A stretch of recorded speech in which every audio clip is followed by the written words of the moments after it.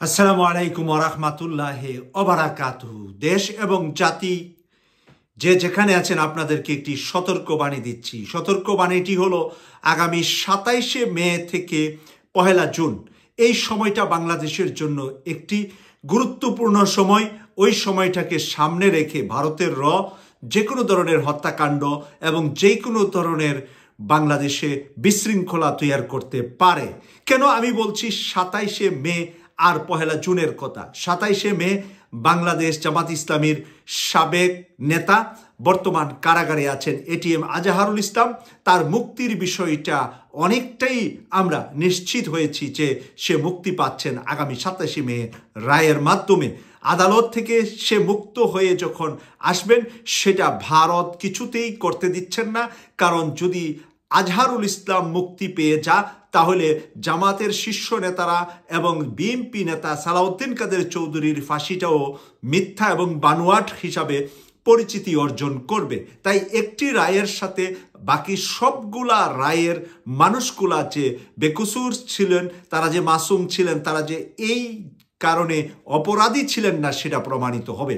আরেকটি হলো ১লা জুন বাংলাদেশ জামাত ইসলামীর নিবন্ধন এবং প্রতীক পাওয়ার সম্ভাবনা রয়েছে।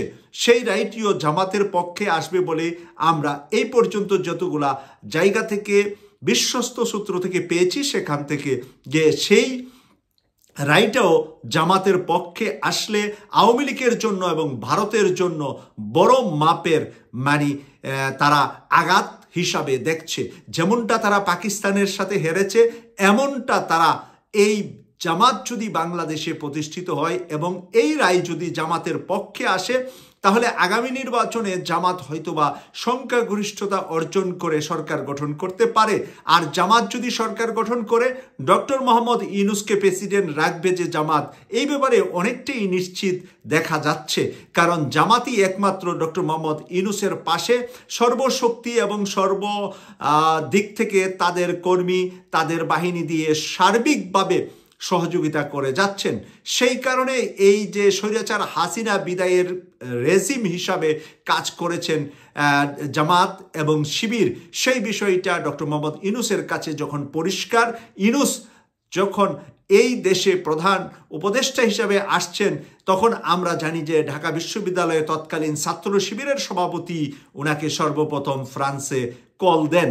সেই কারণে এই জায়গা থেকে ডক্টর মোহাম্মদ ইউনূসের একটি দুর্বলতা আছে জামাতের উপর, শিবিরের উপরে, কারণ ওনাকে বাংলাদেশের প্রধান উপদেষ্টা করার পিছনে সর্বোচ্চ যাদের ত্যাগ, সর্বোচ্চ যারা সবচেয়ে বেশি জীবন দিয়েছেন, রক্ত দিয়েছেন, সেটা হলো জামাত।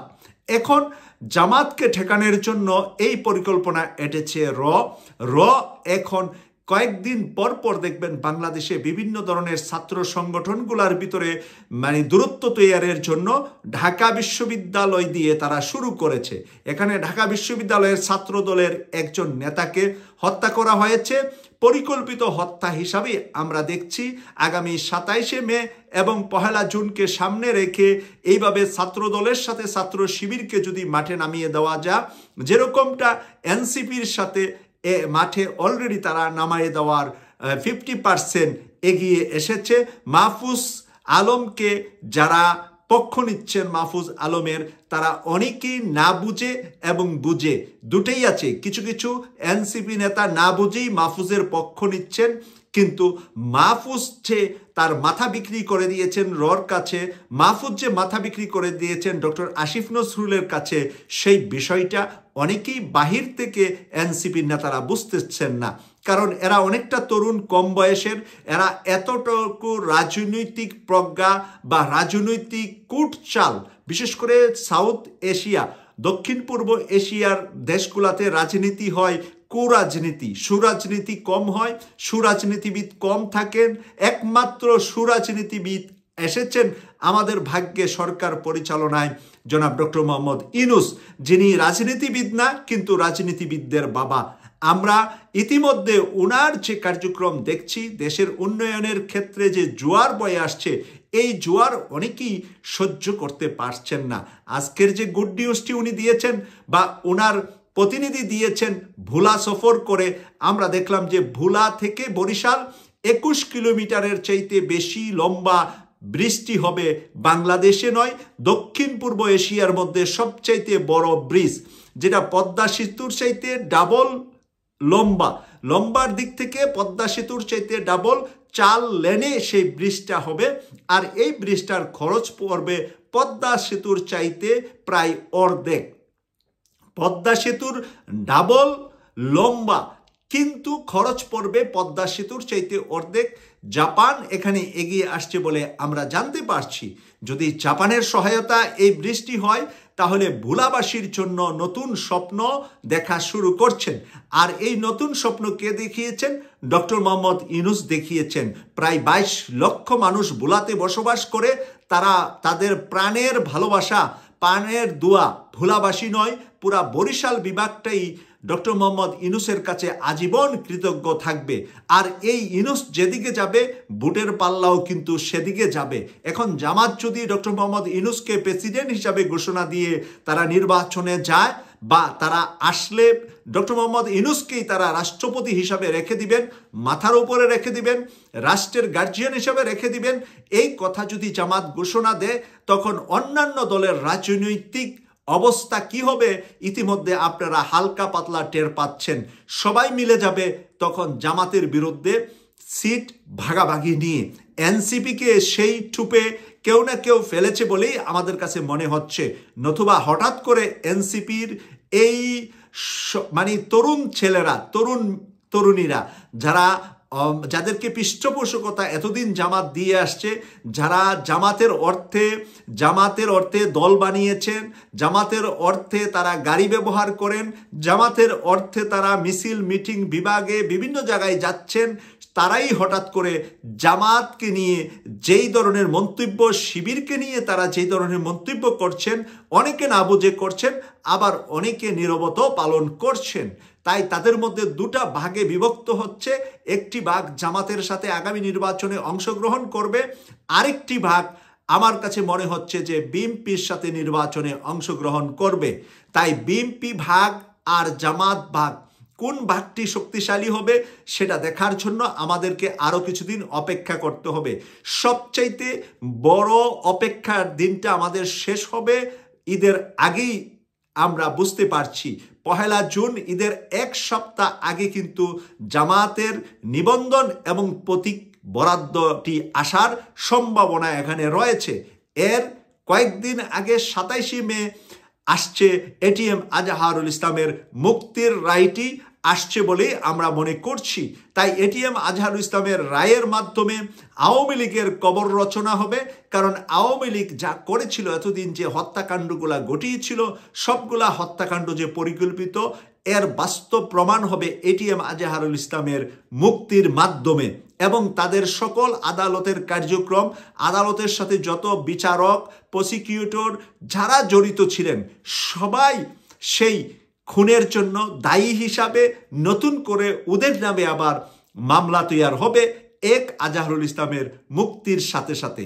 কারণ এক আজহারুল ইসলামের মুক্তির পরই প্রত্যেকটা পরিবার তারা মামলা করবে তাদের বাবাকে,